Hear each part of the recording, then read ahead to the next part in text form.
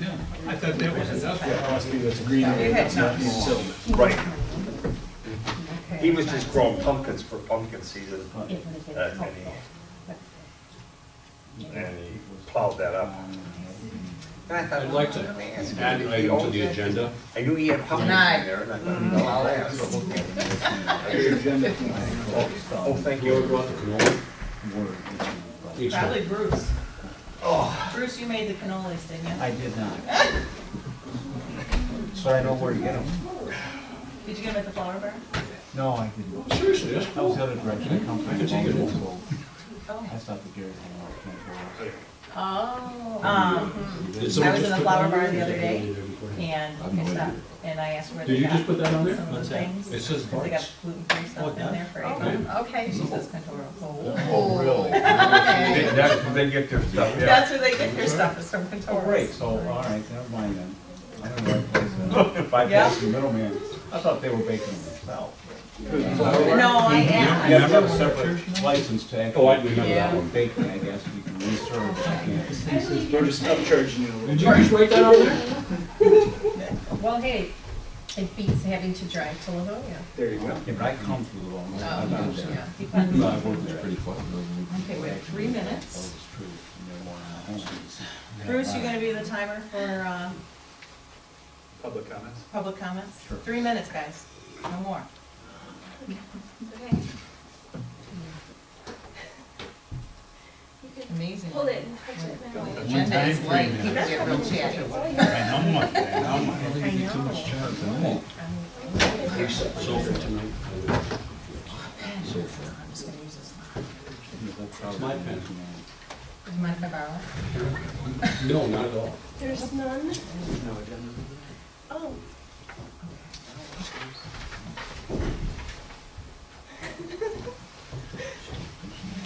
You can have my extra one.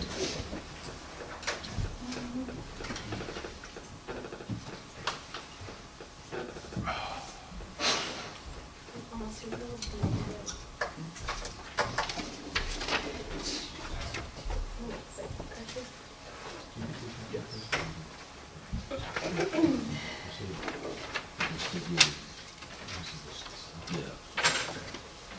That's the only way to do it. If you're a regular, Make America great again. if you're on the So we're keeping. election, I've never known people do this. And you're in the right place. The smart kids, right? Self-proclaimed. a few other words after smart. Yeah. It's interesting that it's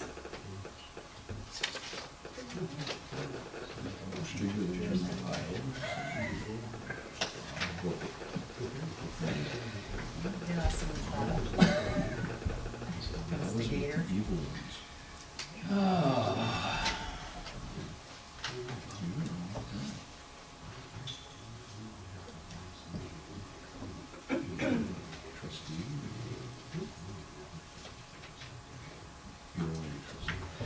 You don't need to final decision.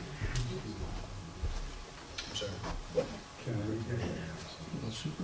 It's not mine, I don't know what. On the it back is. table, isn't it? Yeah, what is that? That's the planning agenda I put up for everybody to look at. That's okay. I looked at it. Of course. It's for Somebody the wants that. public. 35. Somebody wants to put it back. Sure. Thank you. You're welcome.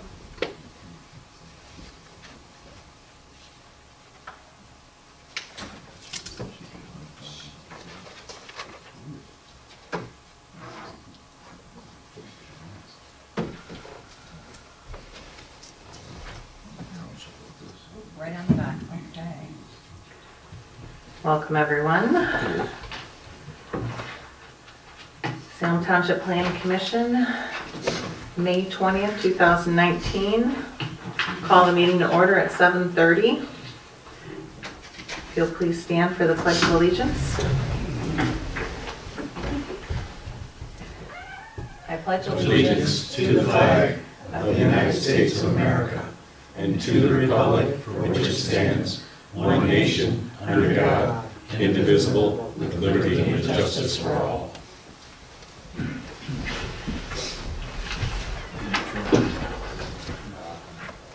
Okay. Okay. Roll call, please. Bart Conn. Here. Darrell Lewandowski. Here. TJ McLaughlin. Here. Pam Malone. Here. Bruce Reed. Here. Robert Rizzo. Here. Dan McGarry. Here. All present and accounted for. Okay, thank you. Approval of the agenda. I make a motion. To approve the agenda for May 20th, 2019 as submitted. I'll second it. All those in favor of approving the agenda as submitted, say aye. Aye. Opposed? None? Public comment. Okay, none. New business items. Draft zoning ordinance amendments, section 50.302. Paul, do you want to do a quick overview, please? Yes. It doesn't work. Okay. It's fine. So what you have here in front of you is the first item from our planning priorities list. As we identified in the beginning of the year, there are a number of things that we would work on throughout the year. And the first one that we have is updating the regulations for the USD and the zoning ordinance. As you know, the master plan was, you all adopted the master plan, the board accepted it at their last meeting. So now it is our task to go through the zoning ordinance and make sure we bring items in the zoning ordinance to be in line with the master plan. And so this is a first, and I'll say very rough draft of the stab at this. But what I wanted to show you was kind of the flavor of what we're doing in terms of going through and just technically bringing the language up in line, so where it's referencing particular maps that may not be on a certain page or in a different place, we're taking those things out. Where the language is different, we're making it more specific. But then there were some very specific kinds of strategies that were identified in the master plan, specific to the development patterns that we want to see as a community within that area. So that is what you have before you. Like I said, this is a first rough draft and there's more work that needs to be done. I essentially took what was in the ordinance right now and tried to bring it in line with what was in the master plan. But as you'll recognize within the that part 10, which we put into your packet so that you had that for reference. Obviously, you all have the ordinance or the master plan, and it's available online. But you do know that there's kind of a blow up of the future land use plan for that special district that has, in addition to some of the districts that are already located and described with regulations throughout the township, like the low LR, low density residential. We also have things like village mixed use and some other pieces like business park that I think will need some more specific language, some more specific direction, especially the village mixed use. And that's kind of what I started doing here with the last section where we put in some specific design criteria. I recognize that this does need to be broken down a little bit more, because where we suggest minimum height. As it's written now, I guess, as I look back over it before the meeting tonight, I realized that would apply to everything then in the district, and we don't really want to do that. That would preclude somebody from building a ranch, for instance, in one of the residential districts, in one of the single-family residential districts. And that's obviously not our goal. There are some things that will be universal, but there are other things that are going to be very specific to that commercial area. I think that was one of the main thrusts, if I remember correctly, from you all and what you wanted to do with this area and the policies that you put forward in the master plan. So that's kind of it in a nutshell. There's not a lot to go over tonight, but I wanted to introduce this to you so you can start to think about the ways in which we'll need to update the zoning ordinance. And I'll really have to go through the zoning ordinance in its entirety to make sure that because there are various references to various things throughout. So while we may want to do just a action on this particular chapter, we still may have little bits and pieces throughout the ordinance that we have to amend at the same time. I know that our priority list has a number of other things that could be done within the zoning ordinance. It's my understanding that you all probably want to move forward quickly on the issues related to the utility or urban service district, because what we expect to have coming down the pike soon. So we can take that as a standalone. Ultimately, with any zoning ordinance text amendment, you would have to have a public hearing, and then make a recommendation to the township board, because the township board has the final authority to make zoning amendments. And I'm happy to answer any questions that you have. Okay, I'm gonna jump in. Without looking at some of the ones where I don't know if it's reading correctly, because, you know, kind of sometimes hard to follow scratch outs if it's an and or an or an ing or something. Forget those for, it was on one of those or two of those I had, but, there was in the very first page, it talks about the public sewer and public water, and then the following standards shall apply to the urban service district, but I remember that we were specifically trying to limit the capacity to only handle that urban service district, and or I don't know if that falls into the Stantec standards. Just want to make sure that there's any, you know, if we have to even double up on what we're saying so that it's mentioned more than one place. We need to, you know, to identify the fact that it's the limit of this area. Things of that nature. It's again, just looking at it from the standpoint of not necessarily the lawyers, but anybody trying to push through a little loophole somewhere. The more we reference things, the fewer opportunities they have to get past us, or our intentions, I should say. And then you mentioned about, in which you also identified, with the 3 stories and 55 feet. Well, 55 feet is more than adequate, but I was just thinking about some of those brownstones actually go up 3 stories, and then they still have a walkout garage in the back. I don't know if they consider that a 4th story or not, or because it's the walkout garage.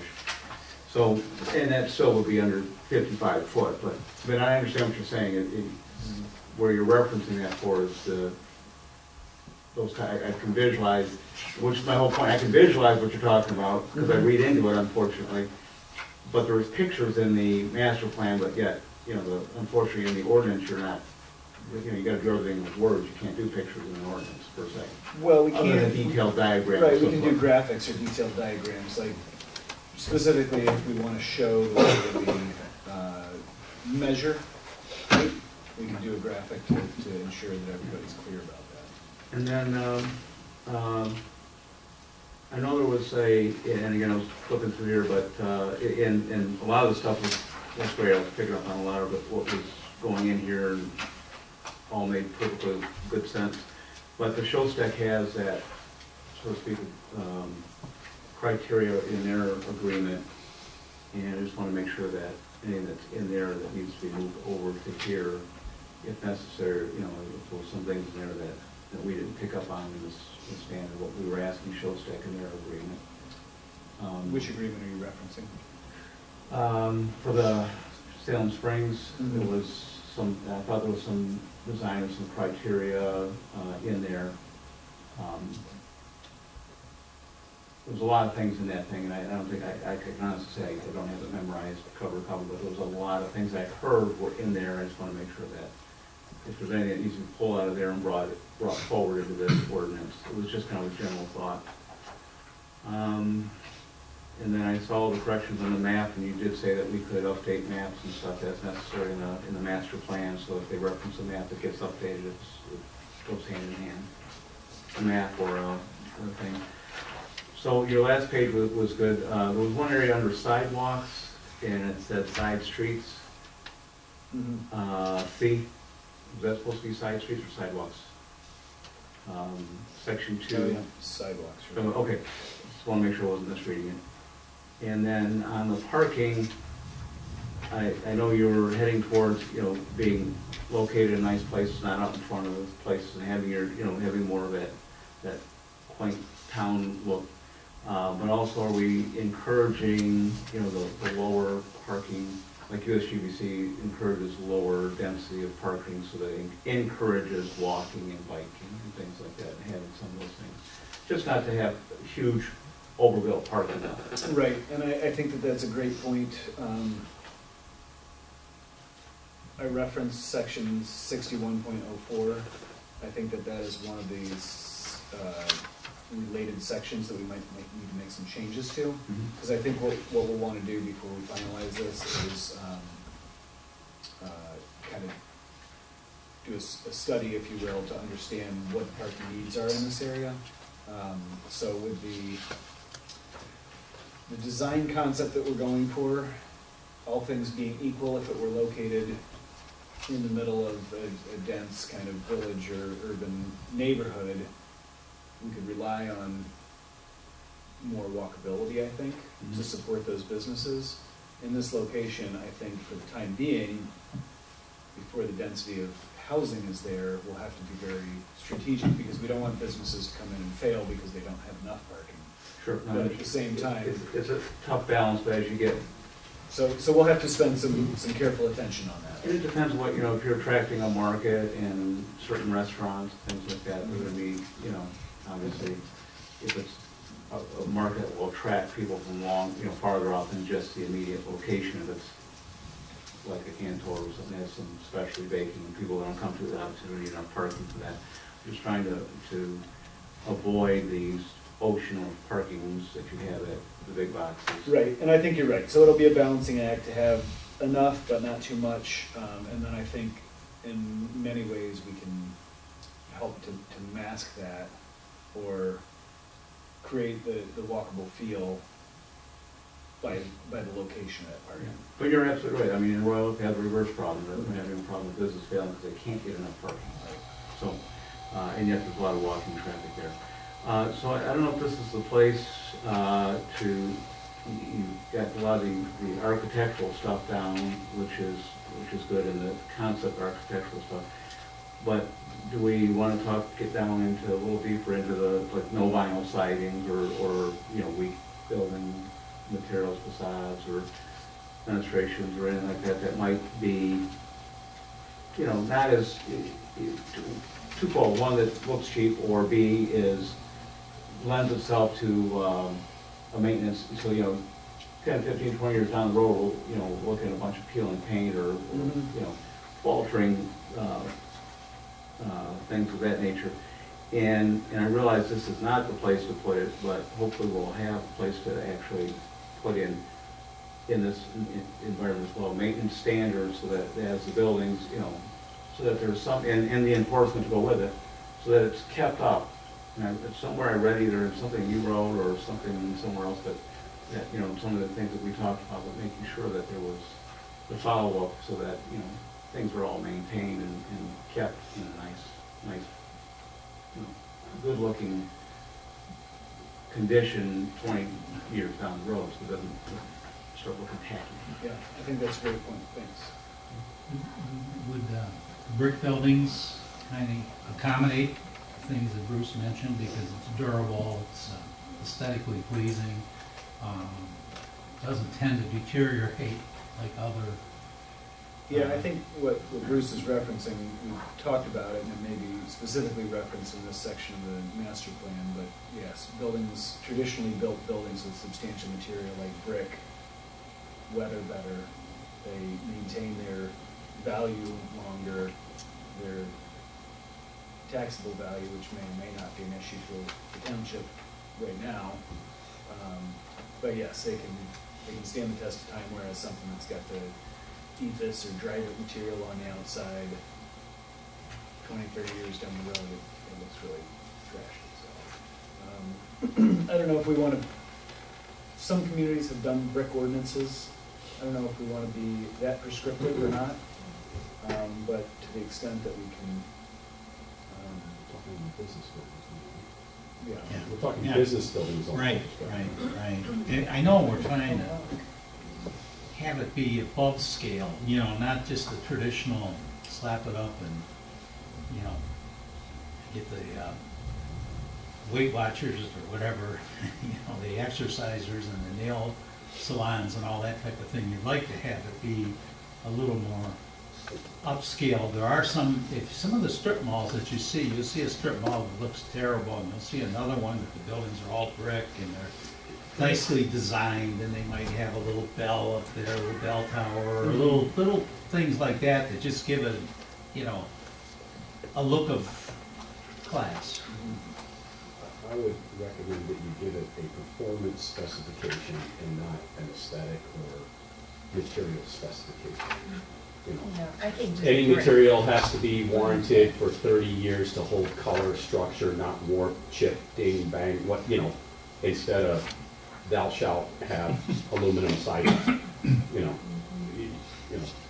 Just get the expectation there as to what it needs to be, not tell the person what the building has to look like. Well, Because I think we in wanted 2 years, to there may look be at something- there may be something that comes out that's the whiz bang, and we haven't. We've put never it even in. seen it before. Yeah, and, it works great. And that's what. so, Some of the talk early on, and Shostak came here, was that if we have the commercial buildings, that it might not just be the standard type of buildings that we see where 2 or 3 of them are empty, and, we want something that's a little more upscale that will have the kind of businesses that will attract people from other areas. It will be a destination, not a place to go and shop. It'll be a place that there's like you mentioned, an upscale restaurant, and I say upscale, pretty decent restaurant or whatever, that people would come from Plymouth and Northville and that, to dine there, things like that, And I think we have the ability to try to guide the builder in that direction. Why not get the best that we can get while we're at this stage? Yep, and I think that's our goal here. I think what we have seen is that the substantial building, the classic design tends to maintain its value so that even if the thing's 10 years old, you don't have those initial tenants moving on to the next new build and then whatever, the check into cash sliding in there, what have you. They tend to be recycled better and be more attractive to the business community. And all that said, this will be an interesting experiment because we're essentially trying to create a village out of a place where there's nothing. And so I think the work that we put forth here will be very, very interesting to see. We've obviously seen the strip mall model, and we've seen that fail in many cases. And so we're trying to do more of the traditional downtown model from nothing. And so it'll be interesting to see the progression of development. It'll be interesting to see the progression of businesses that it attracts. And I think the location is a good location. You've got access to the highway. You've got lots and lots of rooftops, vehicle trips coming through there. So I think of like Birmingham, it was a destination to go to during the holidays. They had all kinds of special holiday stuff. They had all their little shops and everything. I haven't been there in years, so I don't know if it's still that way, but it did draw people from all around. Birmingham's downtown still seems to be hopping. Yeah, and it's because of it's more upscale. And people will come from far away to go to that destination. In any event, is it possible to put in what we don't want and be a little more specific? Surely stop a certain size. I know in commercial, local commercial, we talk about in the ordinances 4,000 feet and where it draws from and things like that. So we do get very specific in certain parts of ordinance where we say this is what it's for.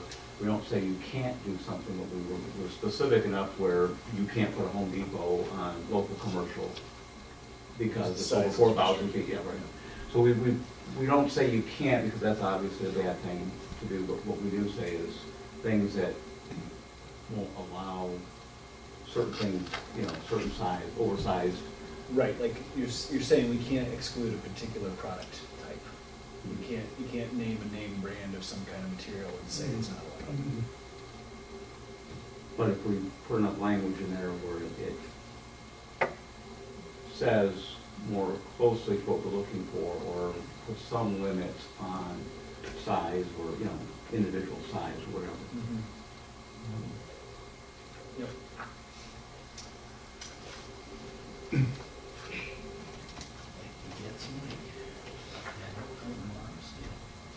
Well, there was two communities that created that downtown look, and I can't say I've maybe passed through once, but didn't Canton do that, and Wixom both had kind of like, where they created some sort of downtown look out of, basically, it wasn't, whereas Birmingham, Rochester, you know, Northville, you know, all, Developed a little more. yeah, they truly had a history and developed out of that, whereas these two communities literally just took sections of land and said, this is what we're gonna make our little downtown district. Yep.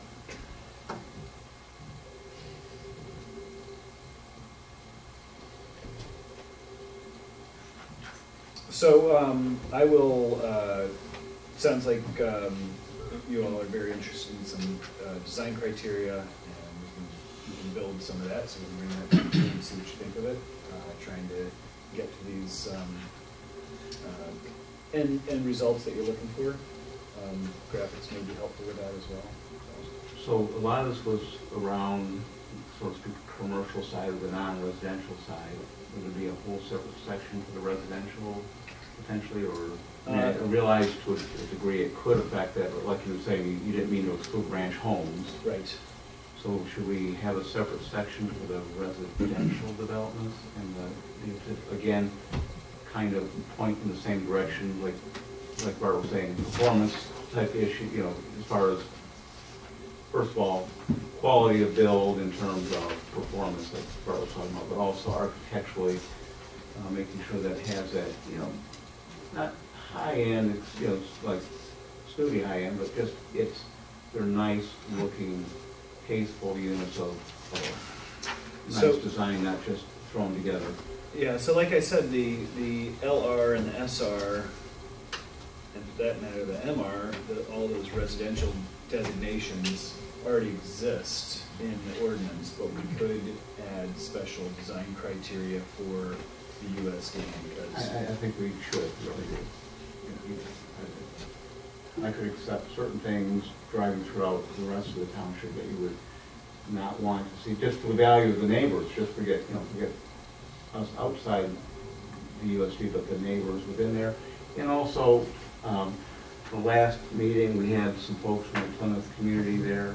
I think they would feel a lot better if we were, you know, they felt like they were worried about what kind of housing and the quality of the housing. They were worried about two things. One is the downstream effects of the construction and the building going on that might affect their lake and their stream and whatnot. But the second thing they were concerned about was that the value of the properties maintained.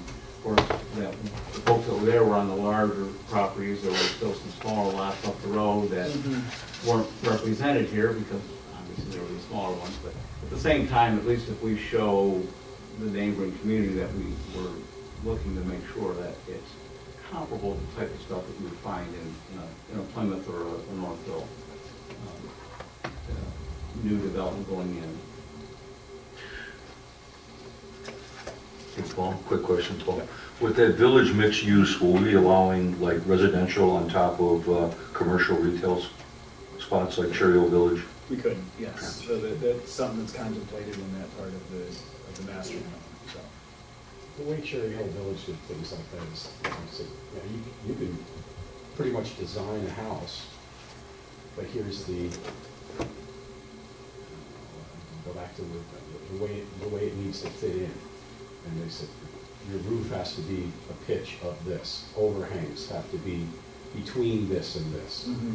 If you're gonna do stairs, they should look like this. Windowsills have to be this height, floors would be, and so they kept them looking, you can kind of tell the same company built them, but you can certainly tell that, the original families had their DNA put into it. They said, this is what we want. Yeah. The fact that there's like not really side doors because alleyways between these houses and things like that. So, when it comes to the business district, things like, every doorway is gonna have a 4-foot overhang over it. You know, choose your color palette from this. If you have brick, it can go, you know, it has to be a minimum height of this, can't go over this, so you can always, you know, kind of create a wainscoting look, like we have the plywood around the paneling around here. It's, so they have choices, but you're guiding them. So, yeah, the first one looks this, and the second one may look really different, but after they start dotting in, you go, oh yeah, that one was kind of like that one, but that was kind of like that one. You have this big mixed Venn diagram, but it all makes sense. Yep, that makes sense. Can't say I know the science of how to put that together, but It's kind of like. I'd say if you talk to these people that do construction, these, you know, the Cherry Hill Village, the Northvilles and things like that, you know, hey, how do you keep the essence of what's going on here, but yet letting people make their own choices, and, you know, you gotta also be careful that you're not pointing them to something that's overly expensive too, because it could absolutely restrict, hey, I've got X amount of dollars to invest in a business to go, and, you know, we're off by 50%. Sorry, I can't come to Salem. I gotta go, you know, Canton, because they'll let me do this. Right. And I found 2 addresses, one in Salem, one in Canton, that, you know, my business plan says, yeah, this will work here. And, you know, somehow you gotta work with them to incentivize it as well. So there's a definite balance in that. So I had one of my planning teachers, mentors, one of the old timers that I worked with when I first started working. His theory was always kind of the hold out, don't sell out. And we happened to be working in a community that was very desirable, so we had the ability to say, them's the rules, you know, like it or leave it. And so it's tough to watch somebody walk away when you're interested in having this thing develop, but if you cut corners, and this was after the criteria were in place. So once the criteria were in place, it was like hold your toe to the line, so you get what you want. So I think really what we need to do is just figure out what it is that we want. And I think you're right, there's got to be a balance between what's too much, but what's, you know, necessary to get the vision that you're all looking for. So again, it's going to be a balance, and we'll have to figure that out. You want the guy that wants to be here, not just the guy that can be here. Yeah. So I think that's a great point. Yeah. Yeah, well, you know, But you know, what you build is what you're going to get, like begets like, you know? Build it and they will come. You know, the people that want that type of facility for their business, they're going to come. Mm-hmm. for what it's worth, I saw the little area, and the parking lots, like coming off the main trunk, that was into the parking lot, and to go out of that parking lot, you had to come out this way.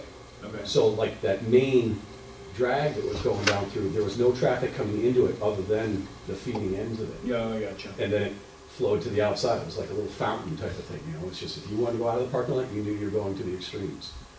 If you wanted to go into that, well, that's where you came in. It just kept the Nice flow. yeah, kept the trunk moving. Yeah, well, and I think what we've established through the master plan is that the curb cuts would be limited to essentially the creation of side streets. So that instead of having a curb cut for every business or multiple curb cuts for every business, you have kind of a front along the street, you have side streets broken up into reasonable block sizes. And then the access to the parking lots for those businesses would be off of those side streets. So you create that real nice kind of block, you know, traditional downtown looking block visual, and then it also helps the traffic on that main road, being Godfreyson, continue to move without being jammed up with people making right and left turns all over the place. Any other thoughts? Not a real thought per se, just again, keeping in mind, as we start dialing down, fine tune that, you know, there is, I went to the 2 development meetings for the MITC, which is the old jail property and stuff, and that's kind of a fast track of commercial development. That's kind of kitty corner. It's 5 miles, a 5-mile corridor. Okay. It's going to attract, they originally said 6,000 up to 9,000 potential jobs for that, permanent jobs for that area. So, you know, those people are all gonna be looking for places to go at lunch and things to do and shop, and it's like I said, it's close enough to, like I said, it's Napier and 5 miles, so it's not too awfully far to get to some of the shops and things in that area that, again, could be an exit that some people might want to be using as well, getting either on or off freeway, et cetera. So it's coming our way. Yeah.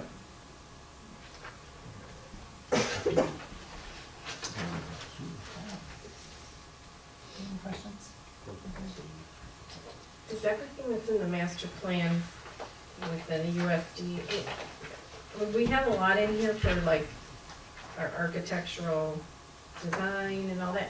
So does it also have to be in the zoning in some way? And then even more, or, but at a minimum, it should be in here? So, Right. what we'll need to do is create specific regulations. So in the master plan, it talks about the concepts. I mean, it actually gets more specific than probably most master plans do. And that was And stuff it's that more was, specific than, you know, our current zoning, Right. so. so those things were already in the master plan. It'll be a task for me Okay, to translate that into specific design criteria. okay, yeah, because the plan is just a guide, it's not Right. an ordinance. Yeah, in fact, I thought our agenda would be filled with some site plans and things this week. Uh-huh. So this is, like I said, a very rough draft at the beginning of this process. So yes, we'll be Okay. trying to take everything that's in here and turning it into specific regulations and ordinance. Okay, and I had a question next to the no building less than 2 stories, and I know where it's coming from. But what are other ways that we can kind of, you know, limit the kind of businesses that are coming in, if they're gonna be nice but not, So we could do a you know, minimum height. restrict Right. to only that? So we could do a minimum height that kind of gives that feeling that it's a taller building, because I think that's the look that we want there. Yeah, well, this would be no strip malls if today. Right. Yeah. There's a similar project, or there's a project in a similar area that I was involved with where I really pushed for doing multiple stories. The developers pushed back, the community said, okay, we're just gonna relax that idea. Mhm. And years later, the developer and the community thought, oh, wouldn't it be great if we had multiple stories here? So at the outset, Yeah. it's hard to vision that if you're the first building in or you're the first set of buildings in. But once all the components start to come together, so I don't know, I guess we'll have to think about that, about how we want to handle it. And I mean, I guess we can get specific to, you know, commercial buildings within the. Yes, so that was my point at the Just beginning, that, that I. very specific. Right, and that would be In very the village specific to the area. village area, yeah. And then the homes too. We don't have to say every home within the urban services district has to look like this. Could we not say with, you know, there'd be maybe more restrictions in the village mixed-use area if there's residents? Because there's really not that much residential space anyway. Right, I suspect that the areas that are in, you know, like the single family, or, well, I guess they're really. Mostly multifamily. Yeah, the multifamily for sure, I think we'd want to be very specific, because we don't want to end up with, you know, one of these 3 or 4 story buildings that's just surrounded by a parking lot. We want this to be integrated into the fabric. Right. The single family areas that haven't developed yet, I would speculate that the cost of development is such that they're not going to be putting in junky products. Yeah. You and can't then- get a builder to put in a small home anymore. 'Cause it's not profitable for them. Nobody lives in them. A lot of people looking for them. Would like to, yeah, but they don't. Mhm. So, Right, the bigger the house.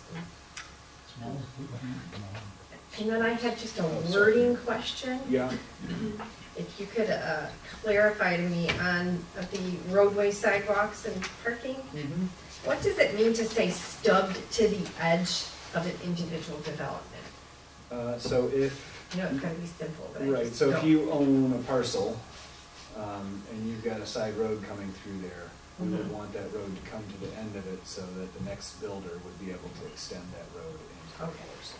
All right. So as Same thing with opposed like any sidewalk, the sidewalk comes up, stops at the property line, can continue on. Right. that'll work. so that when the next builder comes along, they would be able to continue that pattern, instead of having, one individual lot next to another individual lot, next to Mhm. another individual lot. Because really, if the feeling that we're going for is continuity and connectivity. Mhm. Okay, I just didn't know the meaning of. Sure. And, you know, for the multiple family residential, especially the one going along Goffertson Road, the one picture you supplied on page 82, the bottom, with the apartments like this, Yep. that's gonna be, that to me would be a better vision along there instead of just a square or rectangular building with a pitched roof and that's it, like you say, in the parking all front, the parking for this has to be in the back. Because it's very similar to the one over in Dearborn off of Michigan Avenue, south of Michigan. I can't think of I don't know if it's by Oakwood or what street it is, but they've got these very tight, I don't know if they're condos, if it's apartment or what they are. But they're townhome style. Townhouse style, they have the street going down, but all the parking's in back of the buildings.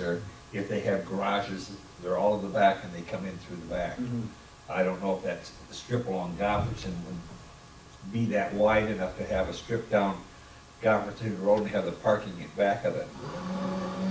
That to me is better than just saying, okay, multiple dwelling, residential. So if you look at this concept kind of drawing on page 82, the yellow ones are the residential pieces, all the red are more of the mixed-use pieces. So if you can see, they all kind of front on the roads with a little alleyway in the back. It's kind of small, so it's hard to see. Oh, actually, I'm sorry, flip to, that's not much bigger, never mind. I thought maybe it was bigger on the other page, but it's actually bigger on this page. So that is exactly the concept that you're talking about, where the buildings face out onto the road. Right. And they have a little alley service way behind them. I see. Oh, yes. That's something like that, but, would be a better impression, because it's on Goffertson, and that's actually the main thoroughfare as far as the road goes, going through there. And to keep it just like, eventually then there was, to me, apartments or whatever they put up, winds up like a slumlord, then curtains flopping out the windows and everything else. When you got something that's a little bit, it appears to be pricier, but it don't have to be, but it appears to be. People tend to, I can't afford to go there, so you don't. But to me, that's better frontage to look at, more pleasant to the eye than just a square or rectangular block building or brick building. Allow for. Are they anticipating buildings dwellings along Goffertson Road? I thought it was just all commercial along there. No. Yeah, it's commercial or Matt, mixed use here. along Goffertson. So we're talking like a laundromat on the first floor and an apartment for rent on the second floor?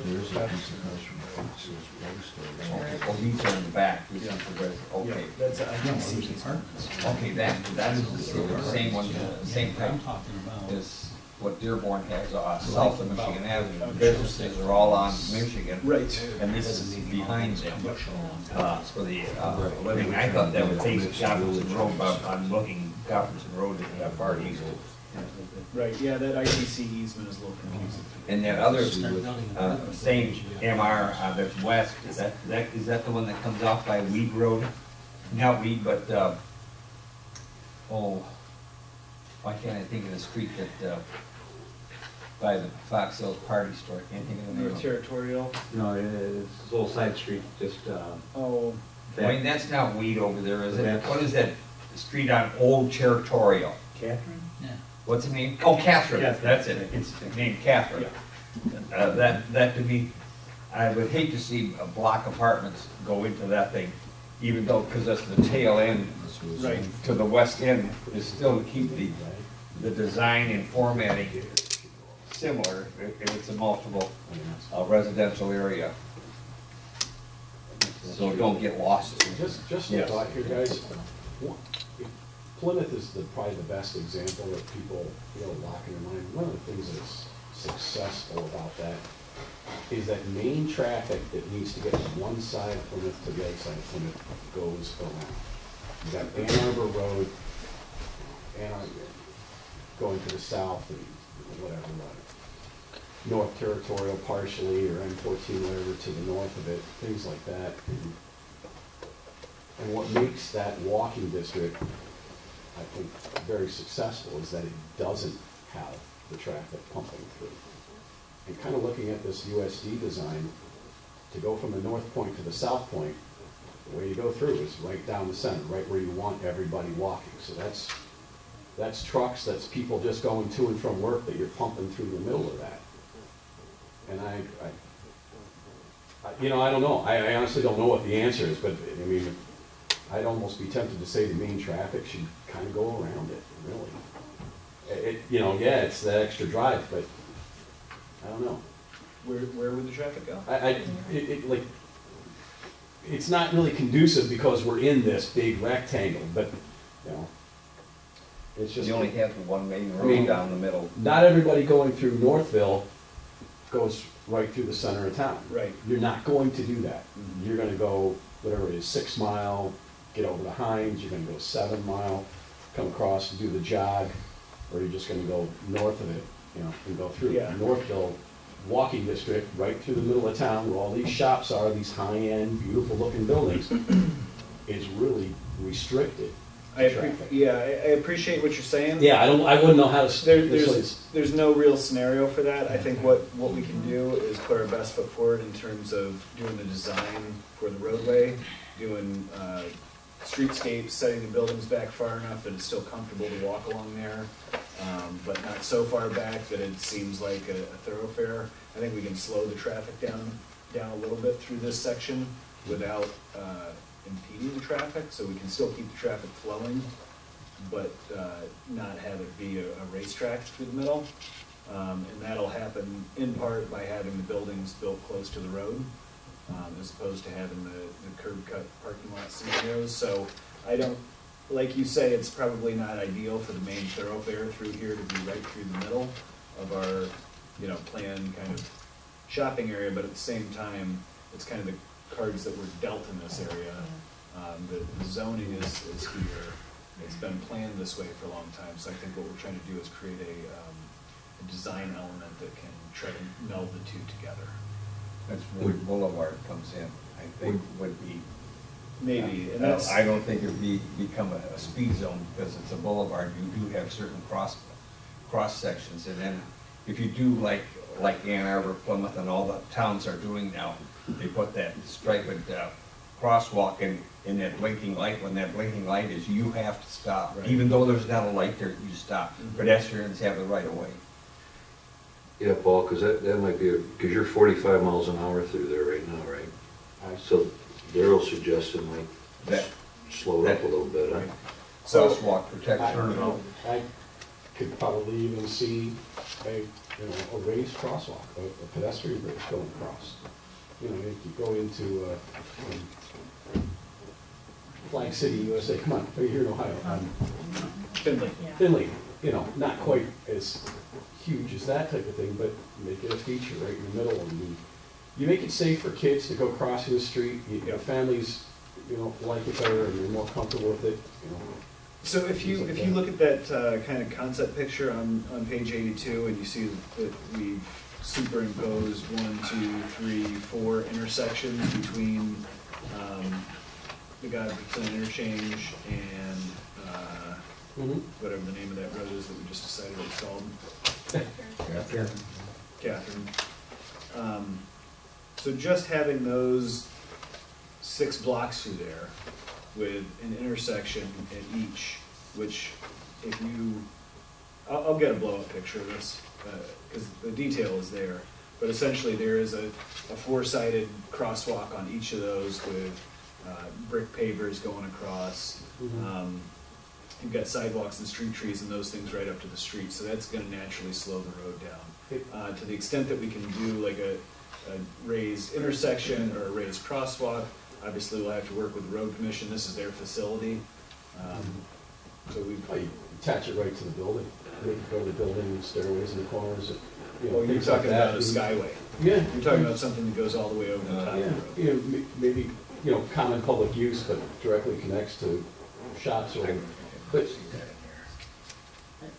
I know Main Street in Ann Arbor pushes a lot of traffic through there, and yet it's still got that roadside cafes and that whole concept as well going on. And you've got the ability, we've got the ability to put these turnabouts in to help keep the traffic a little slower and allow for the crossing. And there's a possibility to maybe make a Main Street next to, if you can't move, get a bypass, then make Main Street, the real Main Street, the next street over. Right. That you have kind of between the two, between the housing, whatever makes, secondary road for people to get off the main thoroughfare and then find their parking or shopping or whatever, so. in regards to building height, that, going from the traffic circle, two up, which I'll just say is kind of like the main, that's first in Main Street, right? Yeah, something like that. That goes east towards the open field there. Just an idea on the building height. If you started from that central point and spidered out in the four directions, maybe it's okay, if you're building within one block of this, the building shall be 3 or 4 stories high. If you're building 2 blocks from this, it's 2 or 3. If it's 4 blocks from this, it's 2. And so, you can it creates a visual center for it, even if you're, a half a mile away. You kind of look and go, oh, yeah, there's the center, that's where I'm heading to. Then, I know 1 block east of that is that big open field where they're having the carnival or whatever, right, But, What you said, Bart, about the stories, and that I looked at the fire department, our fire department, 2 stories.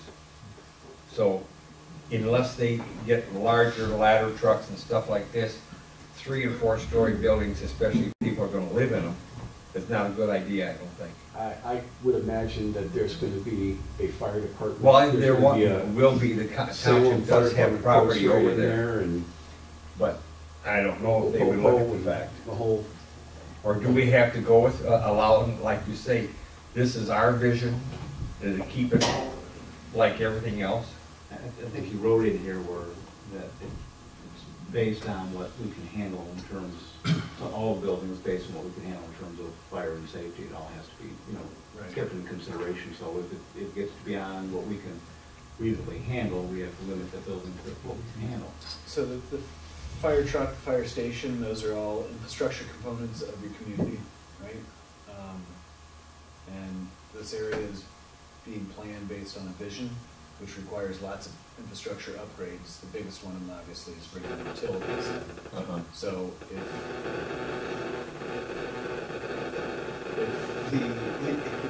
if new apparatus are required, then for the fire department to be able to facilitate this, I think that's part of the planning decisions that you have to make. If you don't want Is it to something see that we this should kind of present to vision. the fire department, the fire chief, and ask him, has he anticipated anything other than a 2-story business or apartment or what have you in that area? Are you gonna plan for, because the property that's over at the end of Old Territorial and Gottfredson is the township's property. That's, I'm assuming a vision for our fire department to be there.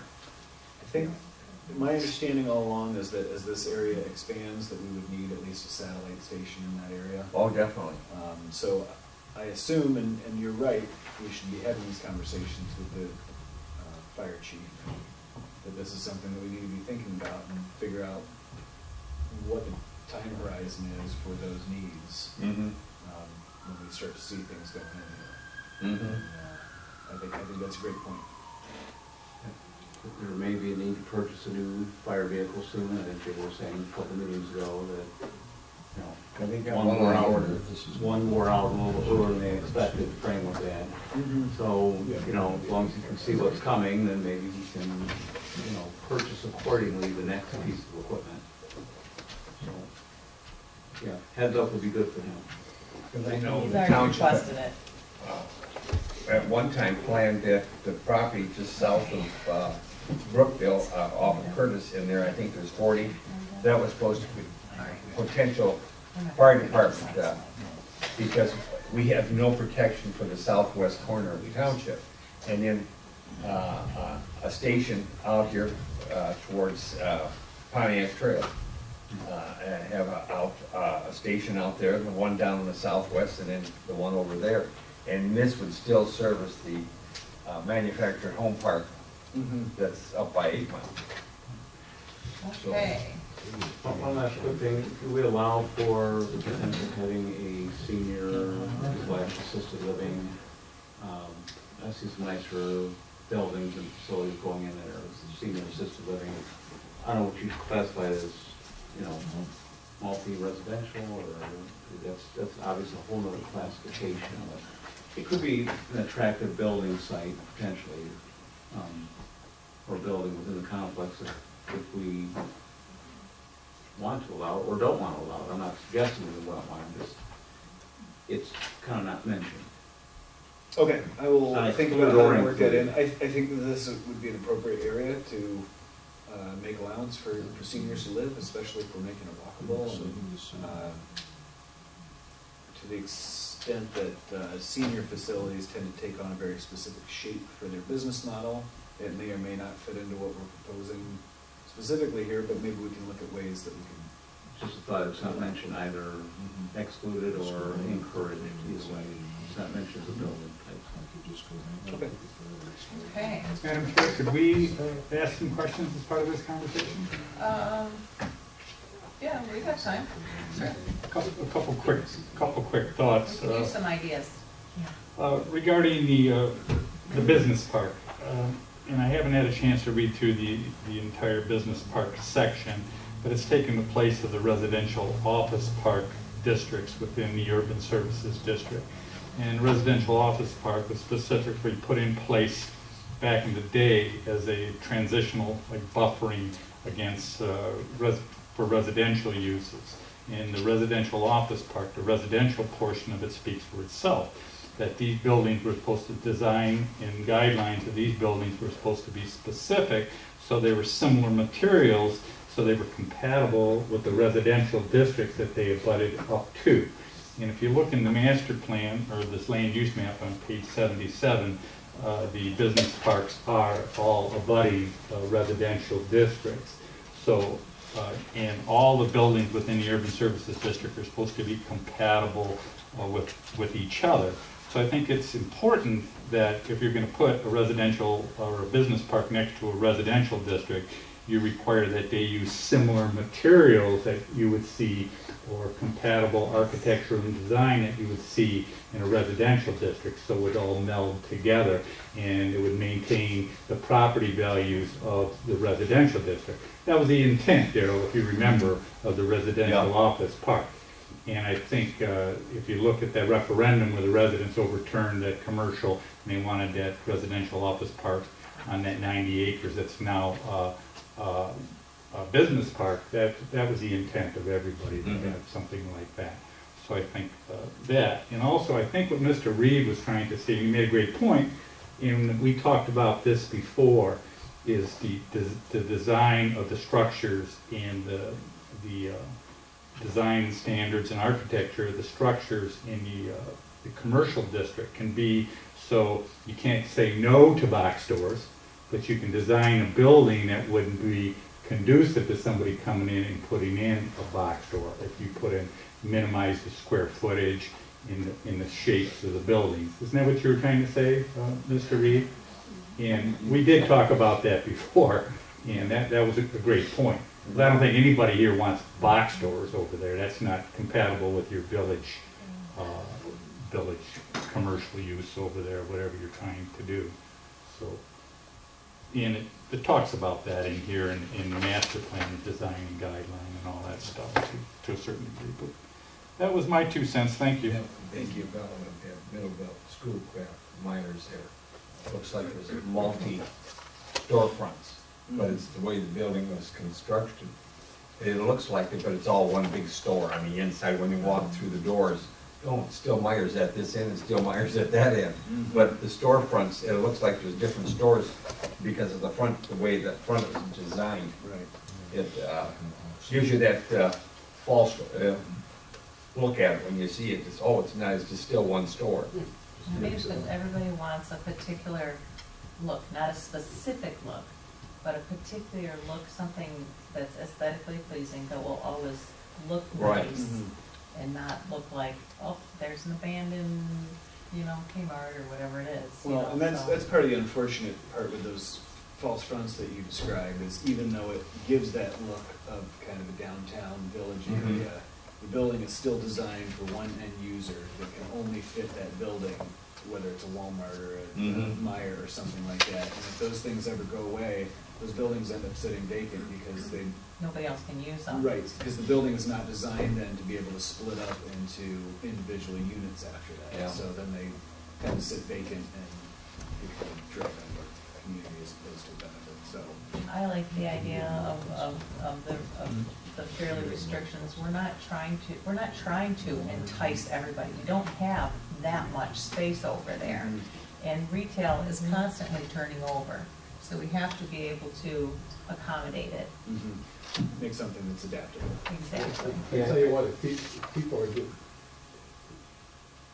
if this is a destination for people to go, and people to stop on the way home from work, or, you know, you do kind of have to consider that infrastructure. I mean, you're gonna put in a gas station, you know, how's a person get in and out of that gas station? And are people gonna wanna stop at a little tiny, you know, Dairy Mart type of 7-Eleven or something and get milk and eggs and orange juice or something like that? You're gonna want a Kroger.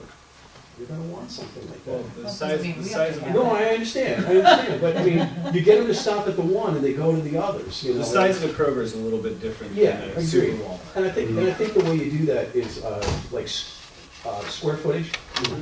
And that's what Plan most suggest. view to height ratios. You know, it has to be within this ratio with a, you know, min-max of something, and that creates a scaled look. Every building kind of has the same feeling of size, just literally you're back from it further. You know, it's just zoomed in or zoomed out, but everything kind of has the same ratioed size to it. I know that the development at 5 Mile and Beck Road, part of that MITC, but it's being built out right now with the developer, if you will, is looking for a particular type of market, and so is the township. So they're not looking for, you know, so it's not a huge grocery store, it's more like a large market. You know, so it's still, you know, it may be able to service all the folks there with all their necessary needs, but it's a large market as opposed to a full-size, full-blown, oversized grocery store. Right. So- Like Westbourne. But it has that, yeah, it has a market feel to it, not a grocery store. Well, they nixed Myers over there, okay? Myers was going to build over there and they stopped. Because they thought that was too low scale for them. I have a question. Yes. I brought it up before. What are we gonna do with all the traffic that's gonna come from Northville towards our way in the afternoon? When you get off the expressway down there, it's backed all the way between 7 and 6. That flow of traffic's gonna be there anyway. What about the 7,000 or 8,000 people that are gonna be working there? Now we're gonna go down Beck Road. 5 Mile has become a racetrack. And there's no way to turn left and go that way when the people are getting out of work in the afternoon and going to work in the morning. There's gonna be more people coming off Gopherson Road because they're gonna get off there to go to work at Beck, down where the old prison was. And they took that job in consideration on the south side. Now, they're building on the north side. Northville's gonna build quite a few buildings there. 3 of them's already sold, plus whatever's going on in the corner. So we're gonna have problems with 5 Mile, especially when it's paved between Napier and Chubb, it's gonna be like a drag strip. And right now it is, because I live right, I mean, I work right there, you're trying to get around that corner in the afternoon, sometimes you get run over, because you look down there and people are going 80 miles an hour. And once that all fills in over there in 5 Mile, and Showstack fills in down here, Ann Arbor roads. A lot of traffic. And the roads are gonna be the same. That's right. We're gonna have traffic problems, there's no doubt about it. Whatever we're We gonna just see it. build, whatever we're gonna build on Goverson Road, people will be going by there to get home, they're not even gonna see it. The main flow I see is Ridge to North Territorial, Gotherson, to the freeway, because those are all the paved roads currently. And if you get on 5 Mile, you keep going down 5 Mile, there's no paved connector, so you I hate to say drive, this. the nicer days, they'll be cutting through the dirt road. There is something in that master plan for an extension of Goverson Road. That's Fact is, been, we tried to get the extension of Goverson Road back Yeah, in going through the the swamp. '70s. So it would come up and keep going, if we pave it, people come off and go to the right down that paved road, and then go north on Napier Road to get where they're going. Right all now, due respect, we should probably ask the Washtenaw County Road Commission We don't have, what there's they're no, talking, because there's no. right now, we're way ahead of ourselves. I think we took that out of the master Yeah, plan, we did. because we did talk to the road commission, and they said, Yeah. no, but heck no. But no, but how's they gonna deal with that track, knowing that that development's on the Yeah, Wayne County side, but it's coming, you know, the traffic is coming through as a pass-through, you gotta get back to the freeway. That road's already a mess, right. So we, at the rush hour. we've talked to the road commission about setting up some meetings, both the road commission and MDOT, about setting up some meetings to understand what our future plans are for this area, so they start to understand what implications that has for traffic. So we'll be dealing with them on all of these roads. Yeah, what we're referring to is potential pass-through traffic that isn't, Yes. they're just there for the exit. it would be good to have Napier paved all the way through the township up to 8 Mile, and you could, everyone be going down Napier rather than here and there, they're gonna go over speed. So if they go up Napier past the dump and keep on going north, that takes them all the way to Grand River. That should probably be taken into consideration. It's really busy right now because I take 8 Mile Napier North, and when it's dry, that road is just a dust field. And there was a man out there taking pictures of it, I'm guessing he was, when he went on Napier. You know, it was just a huge, and there was just, the lights were on, and it was just, it's coming, They complain about the trucks, yeah, there's gonna be a lot more cars. yeah. Well, we have a lot to think about. I Blank got my work slate. cut out for You me. do, you better get on it. Blank slates can be hard, and it seems like you just can't bite it all off at once. You need to start somewhere, to me, it seems like, and work out from there. So, It seems like they're gonna get ready before we are. They're going fast.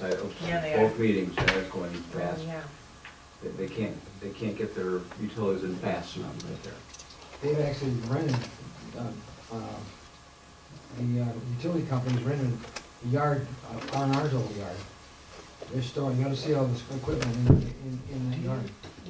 With, gas, they're installing gas down there, and they're working out of R&R's yard. well, there's a lot going on in Northville. I'm reading about them in the paper instead of us, so it's kind of nice for a change. Okay. Old business items, none. Approval of the minutes, April 15th, 2019. I make a motion to approve the minutes as submitted for April 15, 2019, as submitted. I'll second the motion. All those in favor of approving the minutes of April 15th, 2019, say aye. Aye. Opposed? None. Minutes are approved.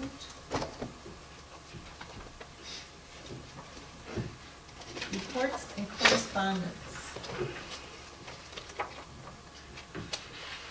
Guys, wanna get approved? All already set? Yeah. Okay. What did I say? That the master plan got through? Oh, sorry, I stole your thunder. No. Anything else going on?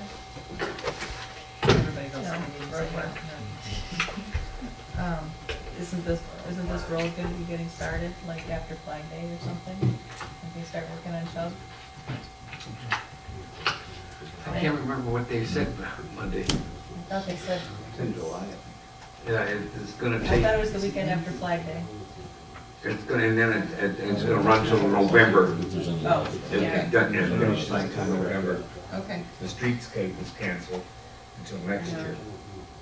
I did hear, Oh, yeah, but that's, the prices of everything is going up. Yes, yep, okay. CDA? nothing at this time. Land preservation, conservation? Yeah, we did not have a meeting this past month, so there's not a lot to report, and we are still waiting for driveway for the Shatter property, and that's all we're working on right now, other than looking at future projects, which we're What starting about the to. front yard? The rain garden. Okay, well, I guess you can put that on, I suppose. It's in progress. Okay. Rain garden, all right. You have to get out there, only time you can see that is when it's raining.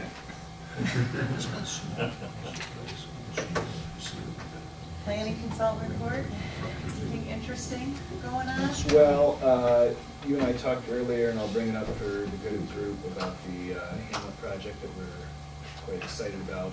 We did get bids back in for that as well, and they were more than twice as much as what we had projected.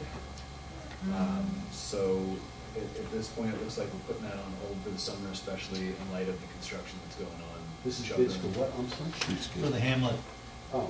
The beautification project along here with street lights, street trees, and the scope of that thing grew quite a bit with some of the requirements for road improvements and drain improvements.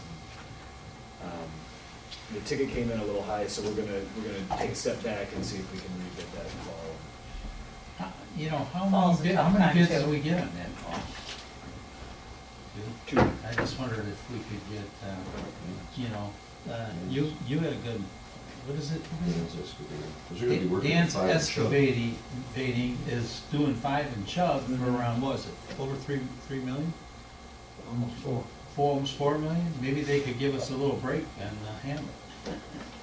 Well, we're gonna try to come up with a strategy to see if we can't move forward with it, because I know everybody is really excited about that one, but the Yeah. ticket price where it came in was just. I just wonder, is it because of the county more? You're saying roads and all that, is it?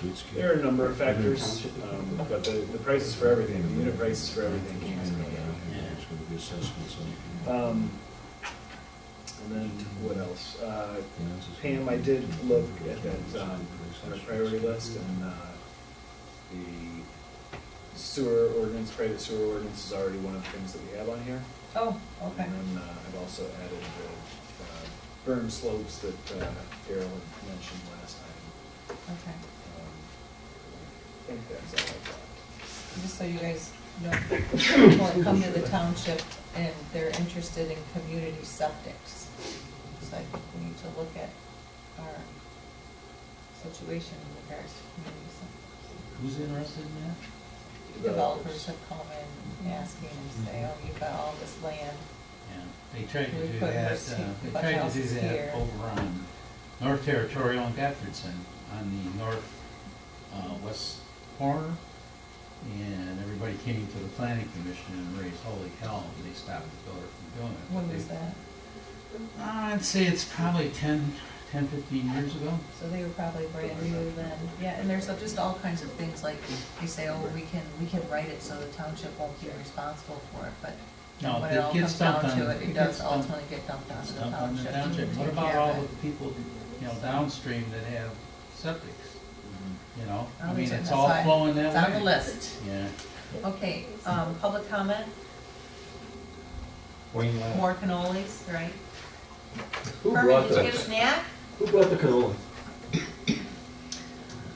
I had something to say, but I forgot what it was. Okay. Nice little event, not part of the public, I guess, but a nice little event here at the North Territorial and courtesy of the Saturday event, historic building. Oh, It was pouring rain when they were setting up, and I was like, oh, that, I felt so bad. I've But been it there was nice before. to see them out there, and they were all smiling, there was lots of people stopping. They're nice people. I've taken the girls there for whatever they're showing. Okay, we are adjourned at 8:40. Aye. Hey, Bruce, do you wanna hit that button in there? You know what I mean? Bruce? She wants you to push the button. Push the button. And I'll hit this button. The lights out here. What's that? Oh, yeah, that's it, no? Yes, sir.